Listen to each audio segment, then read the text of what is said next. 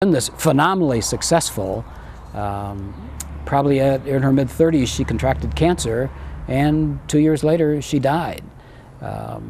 So I was living down in Baltimore. By that time we had divorced and separated, and so Carol and I used to take turns going up to New York for weeks at a time to take care of her in her last months. And I would say that was probably one of the most significant events of my life. Watching that, you know, the relationship, as you realize there's an end point, the relationship keeps getting more and more important, and it was quite a thing. So, but getting back to the question of the parental style, I think Carol and I were pretty much on the same page on that. And were you home a lot, or did the CIA? I mean, you were in Vietnam for a little bit, but well, that was long before. That was before I ever got married. Oh. By the time I got back is when we got married, and so I didn't do very much traveling. Carol got a job with the federal government, which called for a lot of travel. So I, in effect, was kind of the taking care of the kids most of the time and taking after the house, and I thought it worked out pretty well. You know, Carol had the career that was taking off like a shot, and I had the opportunity to be like my dad, you know, be with the kids, and so I thought it was a good arrangement. I was probably in my 40s when I joined the state treasurer's office, and I worked for them for 25 years. So that really settled me in. And what did you do for them? That was the investment manager for the state that I was doing. And so all that training I'd gotten in Merrill Lynch paid off in spades. I certainly knew the products that we were investing in, and we invested in a limited number of products. But yeah, by that time the career was pretty well set. And then once the kids left home, you know, off to college and home, then I could concentrate on the career more seriously. And I think that's when my career took off. I went out and I got a master's in finance.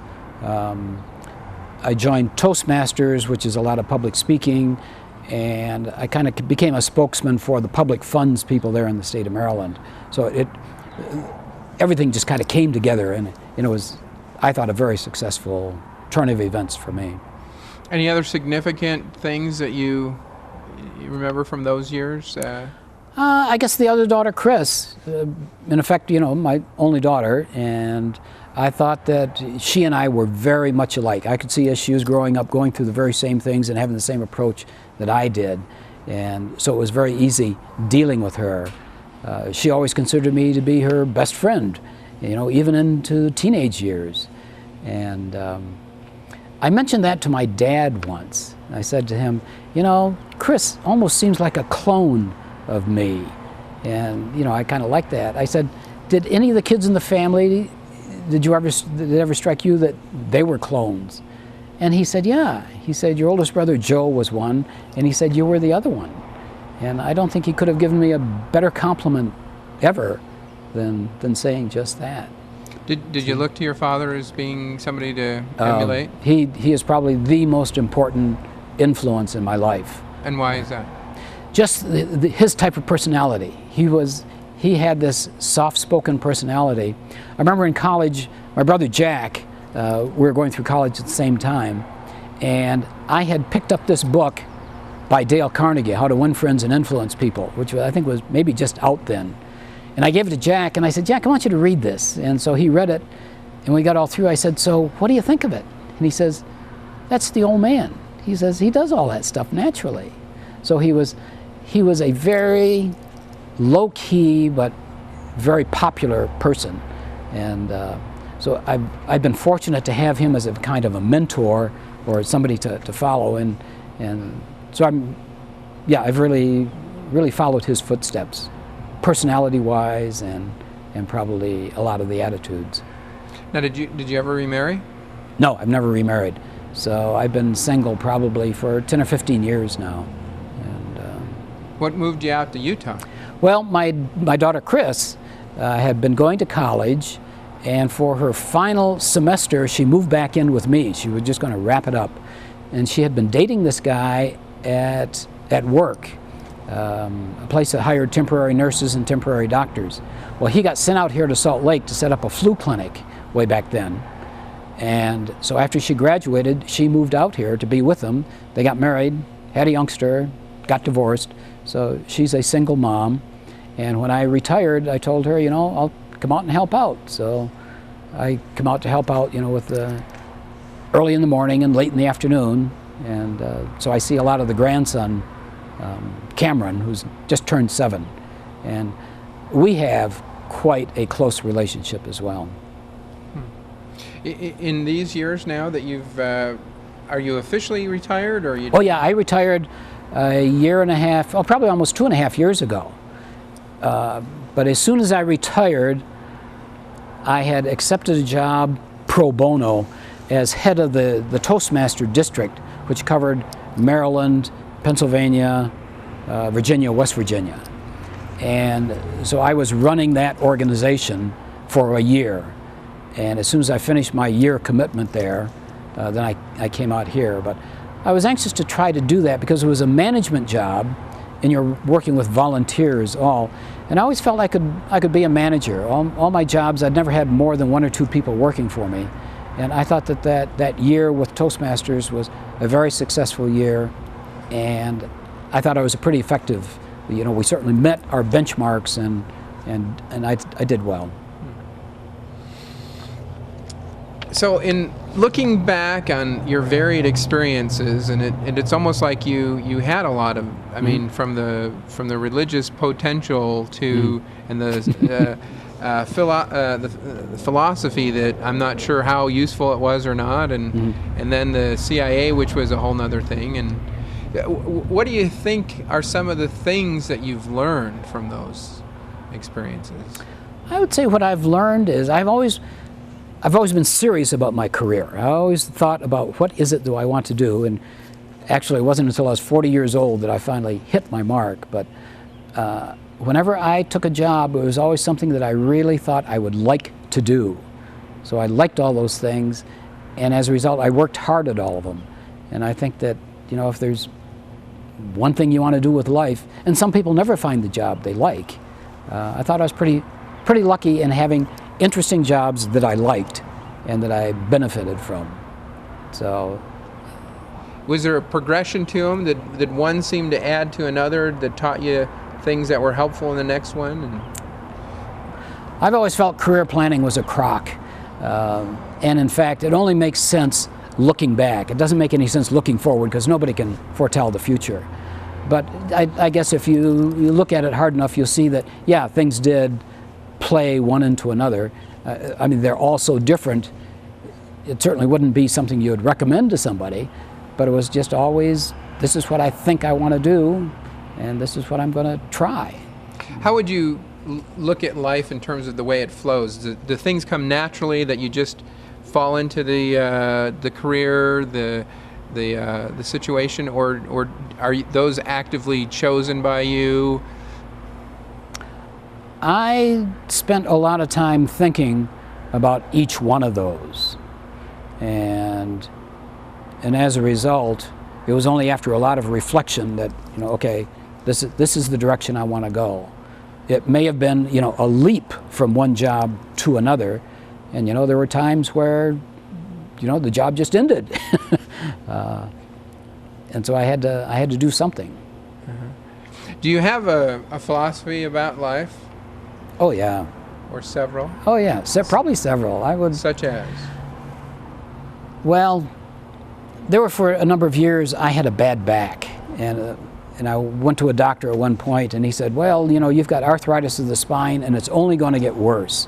I started doing yoga, and I do yoga every day, and they're just, you know, some simple stretching exercises. But within 2 weeks of starting the yoga program, that pain was gone, flexibility was more than what it had ever been. And when you're doing yoga, one of the things you naturally do is a little meditation. And so I got into the meditation side of it all. And probably one of the more extreme sides of that meditation is mindfulness. Mindfulness is the opposite of multitasking. And so in mindfulness, what you want to do is you want to concentrate on what it is you're doing right now. people who are multitasking says, oh, I can do 3 or 4 things. I can go to this and I can do that. And you can't. You really can't. And the more mindfulness and meditation you do, for some reason, reduces the stress in your life. And I don't know why this is such a big secret, but more people need to know that. I just feel like there is practically no stress in my life at all, even though I run a fairly active program, even in retirement. So, such as, explain that. Well, I've tried to get into as many volunteer things as I can here. So I've carried on my Toastmaster. Every Monday morning, 7 o'clock, I have a 2-hour meeting with Toastmasters where you prepare a speech and give it and get critiqued on it. The other thing I do is I work with the Utah Library for the Blind, so I go in a couple times a week and I read the newspaper over the air to the blind audience. What else do I have going here? A couple other things, but I try to keep the day pretty well full. Of course, with Cameron, it's you got to be up early in the morning, be at his place at 7 or 7:30, and just get him off to school. I got the day open, and then in the afternoon pick him up, and I've got him a couple hours in the afternoon. I've gotten into golfing, which is I probably wouldn't have done it on my own, but my brothers and sister, that's their main social recreation form. And they're out here? No, they're all back in Detroit. Of course, my real intention was to retire back in Detroit, but because my daughter was here and the grandson was here, and I thought I could be more of a contributor out here. So, and I've really loved Salt Lake. Yeah, I was a little hesitant about coming out, but it's turned out to be really a great move. Great cultural center. I just find more and more things to do. So, what would you say about what life has made you? What do you think you've become because of these experiences? Have you achieved your purpose in life, I guess? Do you think there's still purpose? I considered my dad to be a very successful person, and that was not in terms of money. That was just in terms of being a good human being. And so I think I've tried to copy that. Repeat that question again. Well, the idea is, what have you become? What have I become? I would say I've become my father. And it's something that I probably would have wanted to do. I'm just wondering if maybe I should have been a teacher like he was. But when it came time to decide on that career choice, I'd been exposed to a little teaching, and I thought, boy, this is way too easy. Well, it was just natural to do. And so I thought, what I want is something more challenging. So off I went and did those other things. But looking back now, I think that maybe if I'd been a teacher, it would have been maybe even more fulfilling a life than what I've had. What would you have taught? I would have probably taught any of the social sciences or any language or anything on that side. When I was in college, I probably would have liked to have majored in psychology. But at that time, all the psych majors were a little on the wacko side, and I thought, nothing's changed. Nothing's changed. So, so now I'm thinking of getting a little involved in some brain research. I'm really interested in that, and I've read a couple books, and I'm getting into that. So, in terms of the what the brain can do, what it's capable of doing, what you're able to do with it. I mean, plasticity of the brain is one thing, where it just regenerates itself, and this is a fairly new finding. You know, up to a few years ago, people always thought, okay, the brain has such a construct, everything has a place, and it's localized, but now we're finding out that the brain will readapt, that whatever, if there's something missing, and we learn more about the brain from when things go wrong. You know, if people are blinded or if they've had a trauma to the brain or something, we learn that, oh, that's what the brain does, and this is the way it compensates for it. And are there things that you've learned? What's important? What have you learned through your years? Most important, family, and then relationships. Just no two ways about it. If you emphasize that, you know, your brothers and sisters, your kids, your grandkids, it's all about family and all about relationships. And I think my dad was a great model for that. So. And what else, other than those things? What else is important? I guess the other important thing is that you work hard at stuff that you like to do. And if you can do that, then I think life has been good to you. And I think life has been good to me. It does sound like you've got a lot of optimism. You have a. I don't hear a much, and you've heard some of these interviews. Mm-hmm. You don't hear predominantly negative hardship or problems. Is that a perspective that you take as well, to look at life in a positive way? Oh, I think so. I think that attitude thing makes all the difference in the world. And the attitude of gratitude is probably one of the important ones. You know, if you're concentrating on being thankful for things that happen to you that are good, you don't have much room for thinking about, oh, you know, something else should have happened. It could have been better. So, yeah, I think I've always been an optimist. I think that every job I've had, I thought, boy, this is a great job. I love doing it. Every stage of my life, I think, has been a good stage of my life. I see my daughter doing the very same thing, that she's a hard worker. She is doing something she really likes to do. Mm-hmm. And so I think I'm successful in that respect, passing on that philosophy, that attitude. Are there other things? You went through the seminary. Is God an important part of your life? Well, I feel that all religions have two components to them. One is the ethics or morality, how we treat each other, one another. And the other is theology, the study of God. We know really very little about God, but that's what all the emphasis is on. That's what religious wars are fought over. And so although I was raised a Catholic and, you know, did a lot of the Catholic things, just recently I've been going to a Unitarian church where there's very little of the theology part, and it's really a concentration on social justice and dealing with your fellow man. So I would say I'm a very religious person. I'm not sure I would pass the criteria for being a Christian. A person who volunteers and a person who helps where you can. And well, again, we're back to the theology part of it rather than the ethics part. For instance, you know, with Christ, I don't think Christ ever claimed to be God. I don't think there was ever a divine claim. I think those claims came hundreds of years, or at least decades after he was gone. And if you're not willing to accept that part of it, you know, it's pretty hard. So if you're not motivated by, what motivates you to serve? What motivates you to volunteer? Or do you just see the obvious? I mean, I understand in some respect it pays. Mm-hmm. It pays really nicely because of how it makes you feel. Is that part of it, or do you actually just have this something in you that says, I'm going to help my fellow human?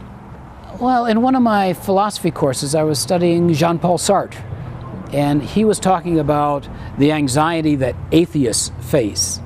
And the anxiety that they face is they realize they have an obligation to live a moral life.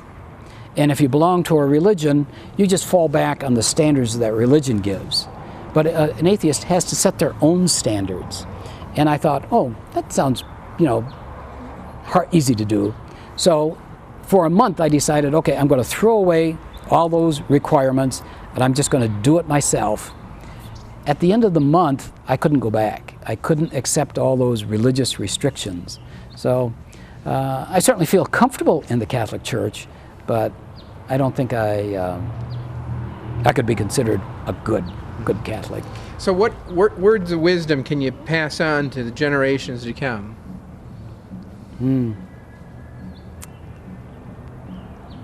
I guess going back to that, you know, attitude towards yourself and towards your job and towards your family and other things, you know, maintain that optimistic approach, work hard. I guess I hadn't thought about, you know, passing words onto the generations. I try to set a good example. You know, what my dad did, I try to do with my daughter and my grandson. And I think if I can just pass that on, I think that's going to be enough.